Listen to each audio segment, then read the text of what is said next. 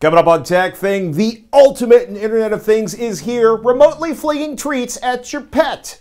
Is the free Wi-Fi in your new apartment safe? Do you need to change your CPU's thermal compound like the oil in your car? Well, all that and more is going to be answered, and there's a new Doctor Who on the way. It's all coming up on TekThing. Thank you, patrons. Without your support via patreon.com/TekThing, we wouldn't be able to make the show for you each and every week. Join the crew that makes TekThing possible at patreon.com/TekThing. I'm Shannon Morse. And I'm Patrick Norton. And this is TekThing, where we have something useful in every single show. Oh my goodness. Oh my goodness, yes. So what's more exciting? The HomePod reviews coming out.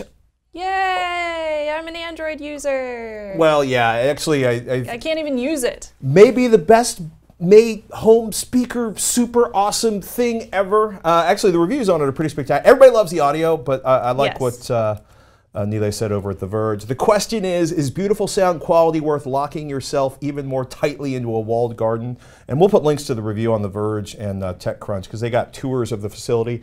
Cool. Basically, it's amazing what it's doing in terms of sensing the room and trying to compensate for super reflective environments or super soft environments. Right, I read about that. And it's doing so like interesting. Live constantly for every track. It's an amazing piece of engineering. It also doesn't do Spotify, and it doesn't do Tidal, and it just does Apple. Yes. For now. And it won't do multiple room audio or stereo audio until later this year. I like my Sonos. I'll stick with that and my little Amazon Echo for the moment. For the moment. Protect me from the speaker on an Amazon Echo. So, new Doctor Who? Oh yeah, so if y'all haven't heard yet, spoiler alert, this is your time to mute the device if you don't want any spoilers. The 13th Doctor, who's going to be introduced this year, she's a female. Is the Doctor normally sort of a surprise reveal in episode 1 of a new season?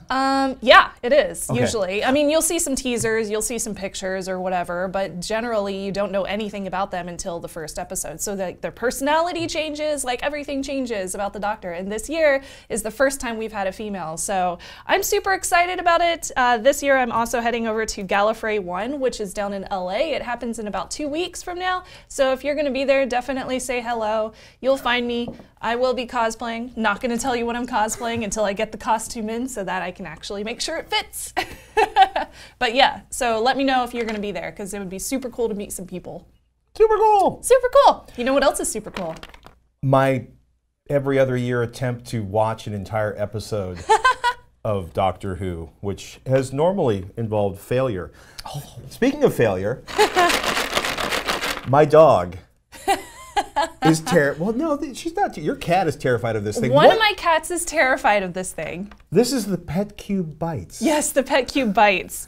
So if you're interested in this, you can find it over at petcube.com. If you remember really early on into TekThing, I had reviewed their very first webcam, which had a little laser built into it that you can play with. Leave that screen up. It's flinging love, people. Yes, it's flinging. It's flinging love to that cute little Pomeranian. So it's hilarious. So Petcube Bites is an all-in-one pet camera that flings treats to your animals. And it has this little 1080p HD webcam that has a little pet treat feeder built in. Flinger. So yeah, it's a flinger. It's like a baseball serving. It's like the kind of thing you would serve tennis balls or baseballs with. Except so their point is like, if you're at work and you want to play with your animals still, you can totally do that while you're away. And it comes in a couple of different colors. There's a rose gold, there's white, black, or gray, and currently, just for Valentine's Day, limited time only, they're selling them for $179 as opposed to the MSRP, which is about $250. So you can currently get it for a cheaper price, which is awesome. Basically, all you do is connects to a smartphone app. It's called Petcube, so it's really easy to find in the Google Play Store or on iOS. You install the Petcube app, you follow the directions to set it up. It's really easy to do. It connects via Bluetooth for the setup, and then later on it just connects via Wi-Fi. We did have some issues connecting it to our, I would say, our work Wi-Fi, but a home router, no issues whatsoever. It's like a lot of Internet of Things devices we've seen where the first time you connect it, it's great. Yeah, it's flawless. And then when totally you take flawless. it somewhere else, like to the office network, it panics. So you reset it for the network in the office, and you literally burn it to bare metal and reset it to work in the office. And then you go back home and you burn it to bare metal again. I guess I basically just had to restart the complete configuration of it to get it to connect at work. But if you're just connecting it for the first time at home, it's fine. It has a 2-pound container up here that can hold up to 100 treats, and it works pretty well as far as holding the treats. No problem with that. I gotta ask, is this like a Keurig type situation where they're, you know, well, you're laughing, but how many things have we seen like squeezable juice packs? Yeah. Will it use any treats, or do I have to buy like some sort of like treat pack? Well, luckily, you can actually buy any treats for it. They do recommend treats less than 1 inch in size. They recommend crunchy versus soft, just so like it doesn't get stuck in there anywhere. To refill it, it's really easy. It has 2 little latches on the top, and you can either open from one side or another, and you just open it up like that. And then you can fill it with all your treats. And to refill them, you just pour them in. It's that simple. And then to wash it, there's a little lever on the back. I won't take it off now because I don't want the treats to all fall out of the bottom, but you just pull the lever, take off the top of it, which is plastic, and then you can just stick it in your dishwasher. It's safe up to 130 Fahrenheit, or you can hand wash it as well. So I believe that would be like the gentle cycle for your dishwasher. So they claim they can toss treats 6 feet. Yeah. I think we saw 8 feet, not counting the bounces in here. Did you say you got like 30 feet off of the little tiny cat treats in your house? 30 feet. I wouldn't say 30 feet, but they flew really far. They flew well over 6 feet, so I was pretty satisfied with how far they flew. Even in here, we were able to get them to bounce pretty far, but this is a small room, so not great for testing, which is why I did it at home. So from the camera, you just simply open up the application, and I can do a little test fling. We have a dog in here, so she might get a little excited, but you simply open it up, you choose to fling your pet treat, and then it makes a little bit of noise when it's turning the little motor around to fling out the little treat. And there it goes. That's it. It's so easy to use. And then you can watch everything on your camera. Right over the top of the sleeping dog. Now, they do recommend either mounting it on a wall, or if you want to set it somewhere and not mount it, to put it at the edge of a table or something like that so that you can get the best video from it. I was impressed because it's like aluminum and... Aluminum or plastic? It's pretty decent. Well, I'm just thinking, like, if my dog's a chewer, the new dog is a chewer, and I had visions of, like, you know, coming home to finding this, you know, chewed into small and disagreeable That would be bad. Now, it does come with a pack of wellness treats, which are for dogs, so it is marketed towards dogs, but you can totally use this with cats, too. I tested it with my cats. If you want to stream live, it's super easy to do. You simply click on the camera that you want to stream to your phone, and then you do two-way talk. You can do night vision. It has night vision built in. You can zoom in. It has a 138-degree wide-angle view, so it looks very good. It is 1080p again. Or you can just simply toss treats to your animal. In the settings, you can turn up or down the audio volume on the camera, which is great. I'm glad you can turn it up or down because it does get rather loud. You can reorder reorder treats via Amazon. And currently that only works with their partner Wellness, but they say that they'll add more in the future. Or you can schedule treats too to pop out during different parts of the time. Yeah, during different parts of the day. So like if you're super busy at work, you can schedule them to just pop out now and then. I'm sure your animal would probably figure it out eventually. Now, I didn't do the scheduled treat giving because my Roomba would probably eat all the treats, and then that wouldn't be great for my household or my or the cost of buying treats for my cats. I mean, we saw it earlier. You know, sometimes one treat came out, sometimes 3 treats came out. That's true. Yeah. Did you say there were treats sort of all over your house at the end of the first day? Yes. Well, the living room. There were treats all over my house, which was really funny to see. And of course, if anything funny happens on camera, you can also share those videos with family and friends through the Petcube app, which is pretty cool. The live camera can also take video or photos. With that said, though, I wasn't able to play back the videos on my phone after I did a recording. I could play them back live just fine, like I'm currently viewing this one live, but maybe there was an encoding misfiguration whenever they saved to my computer. Whatever the case, I was able to download them to my computer and I play back them fine on my computer. However, some of them ended up being different resolutions, even though it records in 1080p, so I don't know what's up with that. I suspect firmware updates are forthcoming for the Petcube. It's probably just simply a firmware update. Other than recording recording manually, you can also set up Petcube Care to record movement and noise whenever you are away. They have a subscription version, and you can find all the details over at petcube.com/care. And these are some of the prices. So basically, if you do free, you get 4 hours of recorded history and 10-second video clips. You can also watch live if you want to. There's no video downloads and no extended warranty. Or for this $5 a month, 10 or 25, you get 3, 10, or 30 days of historical video recordings. You also get 30-second video clips, downloads, and an extended warranty. You do get a free mid-tier account with a camera for 10 days, so you can test it out and do kind of a trial. And with Petcube Care, you can also keep your camera in sleep mode, which is no recording, or awake mode, which is recording and notifications. But and you can do that either way. You are going to have to pay a monthly fee if you want to download videos. Yep, that's right. You will, which is kind of unfortunate. Well, but it makes sense. Businesses deserve to have a business model. Businesses, yep. They do work with Amazon Echoes too to enable pet playtime with voice activation, which I did test. It did work. So you can just simply say Echo or whatever your notification word is, and then ask the Petcube to fling treats or treat Starbuck, for example. So I could say, Echo, ask Petcube to treat Starbuck, and then it would fling out a treat for Starbuck. So is it fun? Yes, absolutely. My cats took a while to warm up to it. Luna hated the thing. She ran up the stairs at one point. Starbuck loved it. Eventually, Starbuck figured out where the treats come from, and she quite quickly, actually. So she started putting her paws inside the hole trying to find the treats. Luckily, it does make noise before dropping the treats out, so when she hears the noise, she backs away, expecting it to start popping out the treats. So she backs up to where she's expecting them to throw out, which is great, because, you know, she's not going to keep her paw in there whenever it turns on. It only takes one treat in the face to really get you to back off. Yep. So it's strictly for pet playtime, though. I would not consider this for a security camera, especially since, like, you only get those 10-second video clips for free, which is kind of unfortunate. But if you do want to pay for the subscription service, you get a little bit more. And it's also, you know, it's good, but I want those free downloads. That's my favorite thing. I love free downloads for videos. So it's $180 for Valentine's Day. Yep. How much is it normally? $250. $250.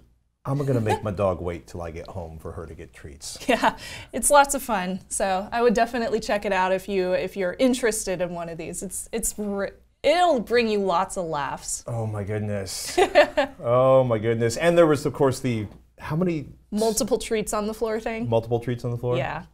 Dogs will take care of that. Oh yes, they will.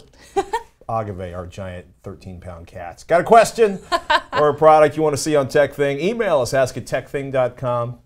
The Internet of Things is calling people. It's calling you right now. Right meow. Meow. We got an email from Rich who writes, "Hey TekThing, we will be moving to a 55+ apartment community shortly.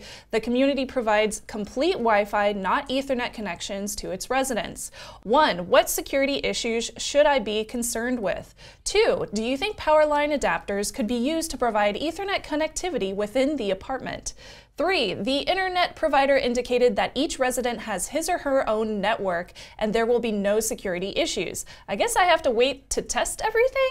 And 4, DSL is a possibility as each apartment has wired telephone outlets but no live telephone line connections. What about DSL as a viable alternative?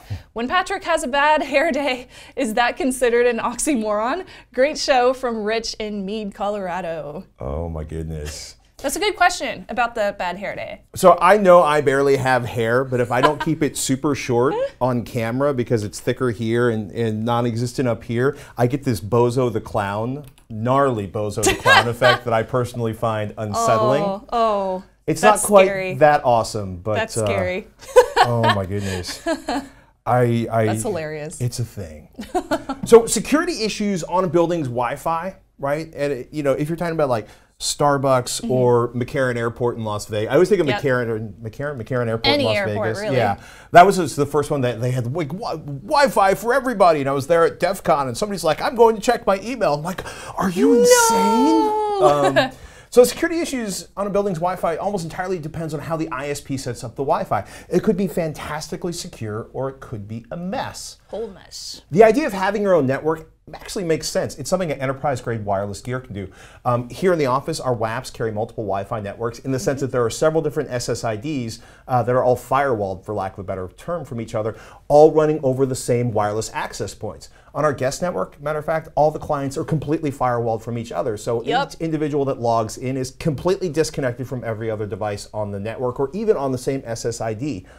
We also have a badass networking ninja we know personally setting this up, so our trust factor is incredibly high. Right. Now, Dual Path is the name of the ISP Rich is looking at. They're offering him 35 megabits per second symmetrical up and down. So my first thought is, if anybody out there has used their services, kick us an email, ask@tekthing.com, and we'll let Rich know how it worked out for you. Okay. So I actually got a chance to talk to Eric Markow. It's DualPath's president and CTO, Chief Technology Officer. He didn't want to get too detailed on the exact setup they use, which actually makes sense to me because seriously, what kind of CTO gives in-depth security deets to a strange voice on the phone? I think that's a perfectly reasonable response. But we talked and he emphatically stated that everybody's on their own private network and that on our systems you cannot see anybody else's packets on the network and that it is as secure or more secure as the connection they get from Comcast or CenturyLink. Okay. So, the worst case scenario for shared Wi-Fi, and I've seen this, like a friend of mine was getting an apartment in the city in San Francisco, and the owner was like, everybody gets Wi-Fi. The worst case scenario, which is not, let me make that clear, not what DualPath does, is like a hotel or a coffee shop or an airport where everybody shares the same network. Yep. Shannon has had some experience with I this. have, yep. I used to live in an apartment complex that had shared Wi-Fi in college before I knew anything about wireless security at all. It was long before I knew about Hack5. So I didn't realize it until some neighbor sent me a message on MySpace and he asked me if I wanted my computer shared because he found my computer on the network. Creepy, super creepy, but I did appreciate it, and I learned a lot about networking after that. So if it's on one shared network like ours was, then your neighbors could potentially see your computer and any shared folders on your computer, especially if you list it as discoverable. Oh boy. So you could also be vulnerable to any malicious ransomware or malware that is on that network. And who knows what your neighbors are doing? I don't know what my neighbors are doing, so I would not want to be on the same network as them. So I just always assume that any shared network is a hostile environment and you should create a safety net of sorts by using your own private network. So it's a big deal for me. And let me make this one more time. DualPath is very clear that it is not shared access and they are creating an individual network for you to use. This is apparently the international sign for individual network. Individual I don't know where that came from. Which brings us to 3 power line adapters, which, assuming the wiring in your apartment is compatible, which isn't always a given, would still need an Ethernet connection from a router to work, which would mean, say, running a Wi-Fi Ethernet adapter to your personal router, then that router to the power line networking, which Mr. Markow points out would double NAT your packets, i.e. they'd be NATed by DualPath's firewall, and then your router, which can create problems with SSL certs, VPNs, and gaming. And just for fun, if for some reason your power line networking doesn't have encryption turned on, you might be exposing your packets to somebody else in the apartment building with a power line adapter. Woo! At this point, Mr. Markow from DualPath added that their system uses the exact same security mechanisms as the public Wi-Fi for the annual Black Hat conference in Las Vegas, which is DEF CON's bigger, more sophisticated older brother or sister. I don't know its gender. For years, he says this conference had tons of issues relating to their Wi-Fi, both from a security and reliability standpoint, and the solution they implemented 2 years ago, which again, they employ an identical network architecture, has not crashed or resulted in a successful network attack. So the stuff they're using keeps Black Hat from being thrashed. So I'm down with his call about double NAT. I also got to say DualPath has a real belt and suspenders approach, like they always use 2 or more internet connections coming into a building to ensure they'll never go down due to a single provider issue. And they invite you to contact their US-based tech support 24/7. They seem really sincere. Now, what about DSL? Because he was asking about that. Oh boy. DSL as an alternative comes down to how much bandwidth you get for your money, at least for me. CenturyLink seems to be the primary DSL provider in Fort Collins. I had to call them up because their online configuration website was having issues. So I called them up and I said, hey, I have this address in Fort Collins. What do you got? And they said for $45 a month, you can get 12 megabytes per second down and 896 kilobits per second up. And you'll need to buy a DSL modem for them, from them for $100 or buy your own DSL modem. Oh man, ouch. Ouch. Ouch. I am so glad I live in a dense urban metropolis. The speeds are painful. Yes. It reminds me of living back at home. I lived in Missouri. I can think of a number of relatives that are in similar situations. So to me, 35 up, 35 down on dual path is looking pretty good. Got some thoughts on community Wi-Fi or questions about security and networking? Email ask@tektthing.com. Hey, and thanks again to Mr. Markow for answering my questions on the phone over at DualPath. Got a question? Curious to see us review something on TekThing? Got a tip or an idea to share with the whole crew? Fire them out. We want to hear from you. Ask@tektthing.com or tweet @TekThing, @Snubs, or @Patrick Norton. And hey, if you want to be part of the crew that makes TekThing possible, please contribute to the show at patreon.com/TekThing. We got an email from Forrest who said, I upgraded an old XPS 7100 Dell Studio with a new SSD, ballistics memory, and a USB 3.0 PCIe card, and a beefier power supply to handle all the new stuff. Do I need to reapply the main processor heatsink compound since it is 7 years old? It's an AMD 6-core Phenom 2 processor. Thanks and keep up the good work, from Forrest. That reminds me, didn't we replace thermal compound, like way earlier in TekThing? We built systems.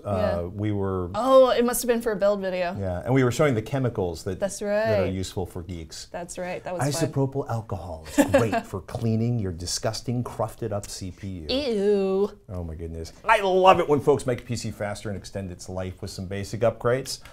It is great that you included a new power supply unit. One that's crazy. Bad power supplies create a lot of the problems we think of as being Windows problems or problems with the universe hating you and your computer. New one's is probably not only more powerful, but delivering cleaner power with less waste. It's more efficient. Yay. Yes, it brings me a happy.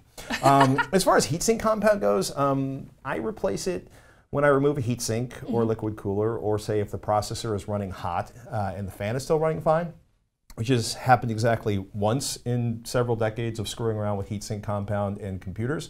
And I discovered one of the clips had actually broken loose when the system was being transported, and the entire fan was kind of like, so the processor was just radiating heat out of its lid. Yeah, I mean, I'll be honest, if you're not running a particularly hot processor, or you're not overclocking, or you're not running the CPU hard, isn't anywhere near 100%, you would be shocked at how well just setting a cooler or fan on top of the CPU will work. I do not recommend this, but hey, if it's an emergency and you don't have any thermal paste, go for it. Just don't expect the best performance. Right. One of the things, if you're kind of trying to figure out how to identify how fast your processor is running, CPUID.com. And there's an application called Hardware Monitor. I use the basic version of Hardware Monitor, which is this link. And if I type in here and bring up hardware. There it is. Wake up, fishy. Yes, I want this terrible application to do anything it wants to my machine. But there it is. There's all the core temperatures. And if I fire up like a video render, these will all max out in a really amazing way. But it's kind of fun. So this is going to show you the temperatures of the CPU. This is literally telling me the divvying temperature up the cores at each individual core inside the CPU. So if you also find if like 2 cores are running super hot and 2 cores are running cool, that might be a time for you to be like, hey, I'm gonna pull the heatsink off and I'm gonna reapply my thermal compound of choice. Okay, cool. Most of the time though, if it's not broke, don't fix it. Is a really solid piece of advice as far as that goes. If you're wondering how fast your processor should run, AMD listed on the processor pages, like this is the AMD Ryzen 7 1800X, my desktop. Maximum temperature on that is supposed to be 95 degrees Celsius. And it should run at 3.6. Base clock. Yeah, well, that's another thing, right? Thermal throttling. But if you're looking for an Intel processor, do a search for the processor name inside your system and look for the link associated with arc.intel.com, which is where they put all the informations. And what you're looking for is this crazy number down here, T-junction. T-junction. Yeah, that's the maximum temperature allowed at the processor die, which in this case for this processor is 100 degrees Celsius. Okay. You want to be as far below that as possible to allow the processor to run at its maximum or to get its turbo mode on. One of the things you run into, especially with laptops, not this laptop, but another laptop I tested recently, it did not have the thermal capacity to deal with, like when you started rendering video on it, it got slower and slower and slower because it couldn't pull the heat away from the processor. That happens sometimes. Yeah, it's really irritating when it does. That would be a time to replace your thermal compound and put a more effective cooler on there. A long time ago, January 2012, the crew at Hardware Secrets did an amazing roundup. And take a look at this. Like we've got like, you know, Zalman. There used to be a point where everybody and their uncle and mother and aunt and cousins were all making thermal compounds. But when you look at this, right? So no thermal compound was running pretty hot. Like there was a 62-degree delta between the temperature of the cores and the room temperatures. And as you got into, you know, like where Arctic Silver 5, 33 degrees Celsius, that's a really nice one. But when you look at what they did, pink lipstick, 40 degrees Celsius, which is definitely better. That's hilarious. Than no thermal compound, and within like 7 or 8 degrees of the best results. But what's really crazy, toothpaste, which became less, let me just kill that advertisement. 40 degrees Celsius for toothpaste, 43 degrees 12 hours later as it sort of hardened up. But my personal favorite, where is it? Mayonnaise, pretty effective, 35 degrees Celsius delta. Butter, 40 degrees, apparently was leaking out of the system later on. Mustard, 38 degrees Celsius. Chocolate, by the way, a terrible thermal compound to use between your processor and your cooler. But I don't know. It's kind of crazy when household condiments will do nearly as well as stuff that sells for like $19 an ounce. That is so funny. Oh my goodness. Kind of gross. Kind of gross. Yeah, you don't, well, I wonder what the system smelled like. Did it smell like mustard for the first couple days? You wonder. I don't know, man. I generally use Arctic Silver as a thermal compound, and as long as it doesn't harden, I've had a tube get sort of cut and harden. As in turn into a rock. But if you just like knead the tube and then squeeze out the oil that tends to rise on the top, it'll last just about forever. There's a website called Daydol.com was trying to get an exact answer out of the Arctic Silver crew. And Arctic Silver told Daydol.com their canned response, as they put it, was to recommend 12 months refrigerated for strict military specifications. However, he went on to say that as long as the material was fully mixed, it would be fine. All right. So if you have that ancient tube of Arctic Silver or whatever your thermal compound of choice is, just squeeze it inside of the tube for a while and make sure there's, squeeze the gook off the top and then use the stuff that actually looks like that nice silver or whatever color your thermal compound is. If you have any questions about building a computer or revamping what's inside of your current machine, or if anybody can recommend to me where I can find a GPU at MSRP, because I definitely want to rebuild my machine, let me know. Ask at TekThing.com. I was talking to someone recently and they said Micro Center store managers, like if a 12-year-old, like a 10-year-old comes in, he's building a gaming PC, they have the authority to give it to them at MSRP. Oh, for real? Well, yeah, because, right, this kid's going to keep buying parts from them for like 30 years. Yeah. Imagine the memory. Maybe I should try that. Good luck with that. Just go in and be like, I just want to edit all my videos for the YouTubes. I don't Bitcoin.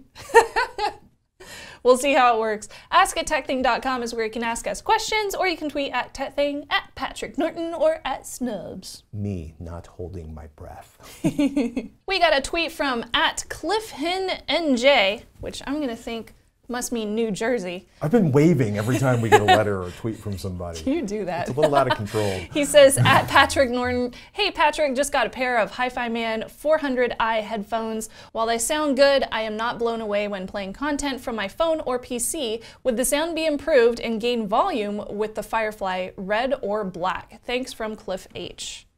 All right. Oh my goodness. And Firefly, he's talking about the little decks that you love. Yeah, the dragonfly. Yeah. AudioQuest would like you to call it a dragonfly.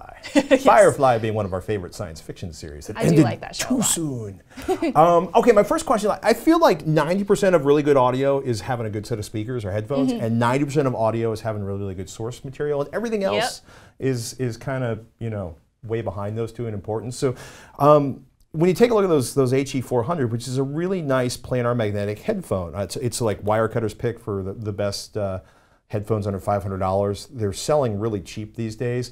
So the HE400i, they bring out a ton of detail in the music files if the detail's actually there. If you're listening to heavily compressed music, there's not a lot of that detail gets lost or gets mushed. So when you look at, let's say, Spotify, you know, your standard quality is 160 kilobits per second, which is great for streaming in the car if you're in the subway.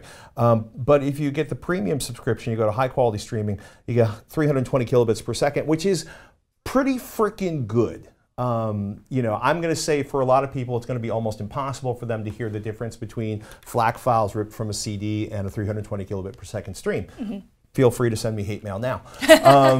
You know, go for the paid tier of Spotify and stream in, you know, extreme mode. Title lossless is excellent. You can set Google Play Music to high, which is at least 256 kilobits per second. That's what I do. Yeah, same for Amazon Music Unlimited. Apple Music has 256 kilobits per second AAC files, which should be a little more efficient than, say, some of the other streaming formats, i.e. they're more like a 300 kilobit per second somewhere else. All of those sound really, really good. Personal favorite still lossless FLAC files ripped from my CD collection, but I'm a geek, especially where audio is concerned. But my first thought is, like, make sure you have the best quality files you can get your ears on before you start judging the headphones. So that Hi-Fi Man HE400i, if you go into the specs on that, it is a 35 ohm headphone, like 93 dB sensitive. That's a fairly low impedance. Anything under 50 is pretty good. It should not be that hard for your smartphone to drive. What I discovered recently, though, is I've mostly used iPhones, which they got rid of the headphone jack. Thank you. We're bitter about that. Yes. Well, you're bitter about Android phones. I'm bitter about security and Bluetooth. Well, that too, but the so one of the things I realized recently is I was testing some headphones and I fired up an LG G4 that I have, and I realized the amp on the LG G4 is really mediocre, especially compared to most of the iPhones I've used. So if you're using an Android phone, I would say the AudioQuest Dragonfly Black, which is that little critter right there, I paid for one of those out of my own pocket, will definitely outdrive in terms of volume and probably quality your phone or your PC. And again, I want to emphasize especially Android phones. The audio output from an iPhone is actually pretty good. You know, the Dragonfly Red, which costs about twice as much, which is this critter right here, is going to get a lot louder. It's got a little bit nicer DAC and a lot, this is basically the one, if you have super difficult to drive headphones, like 600 ohm headphones, this is what this thing is gunning for. That may be a little excessive, but it has a pretty powerful amplifier built in. And both the red and the black have excellent DACs. That said, make sure you have the best quality audio going into your phone or PC before you start buying hardware. But again, the Dragonflies or Shits Full of 2, which is available at SCHIIT.com, are all excellent places to start upgrading if you're looking to see if you can get a little bit something more out of your audio collection. So, that's Patrick, our audio guru. I have issues. It's okay. You have the obsession just like I have the security obsession. Well, you also have the Zelda obsession. That's true. I have another obsession too. And this one is an analog. Moon. Oh, yeah, that one's the worst. I have another one. It's analog. Once in a while. Go to Japan. Put down your phone. I already did that one. There are only three. Three obsessions. I'm really easy to buy for, though. Close your laptop and do something analog, like my example, which is go to the Museum of Ice Cream. It's amazing. This place is so cool. Is that a giant tub full of sprinkles? Oh yes, it is. Are those real sprinkles? Nope. Oh, good. They are plastic. They're not biodegradable either. I saw some outside after I went into the Museum of Ice Cream, and I was like, oh man, they're all over the place. You just look so delighted. I was so happy. There were actually a bunch of kids here, but I photoshopped them out, so. As one does. It looks way better without like a bunch of legs in there. But yeah, that place is so much fun. Like I expected it to be completely different. I'm gonna post, there's a video on my personal YouTube channel, youtube.com/Shannon Morse, easy to find. And it's all about the Museum of Ice Cream if you wanna check it out. Did they show you how you make ice cream, or was it just like there's some historical facts about ice cream, but it's basically an Instagrammer's paradise. And that's about it. But it's fun. It's really, really fun. Bright, shiny colors. If you have kids, they'll have a blast here. I saw so many kids having a good time there. Oh my goodness. So it was cool. Check it out if you can. I don't think tickets are currently available, but they have a few different places across the United States for the Museum of Ice Cream. There you have it, ladies and gentlemen. Was there ice cream?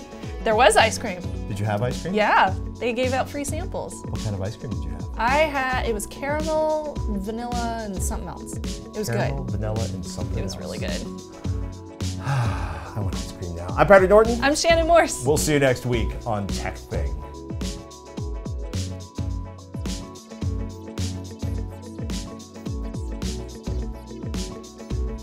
What's your favorite ice cream?